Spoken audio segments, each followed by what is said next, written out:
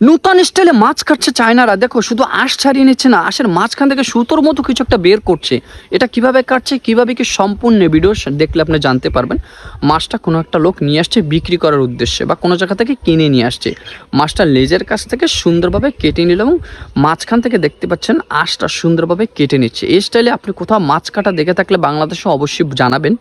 আমি প্রথম দেখছি এটা, এবং এটা চায়নাতেই সম্ভব।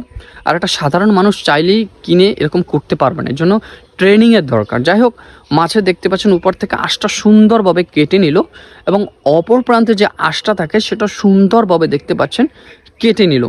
এখানেই কিন্তু শেষ না, এরপরে এখান থেকে লিচের ওখান থেকে সোজা টেনে নিয়ে মাথার ওখান থেকে কেটে মাছ বরাবর একটা কেটে তারপর উপর থেকে আস্ত করে একটা লেয়ার কেটে নিল। মাছের যে দুইটা লেয়ার থাকে এদের কাছ থেকে ছিল। এরপরে দেখুন নূতন আর একটা স্টাইল, মাঝখান থেকে সুতোর মতো কিছু একটা বের করছে। আপনি ট্রাই করে দেখবেন আপনি পারেন কিনা।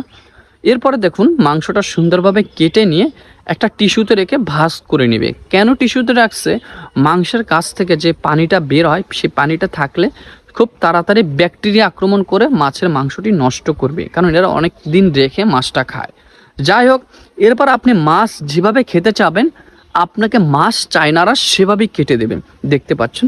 তো ভিডিও ভালো লাগলে অবশ্যই চ্যানেলটি সাবস্ক্রাইব করবেন, পেজে ফলো দেবেন এবং আরেকজনকে দেখার সুযোগ করে দেবেন। তো ভালো থাকুন সবাই।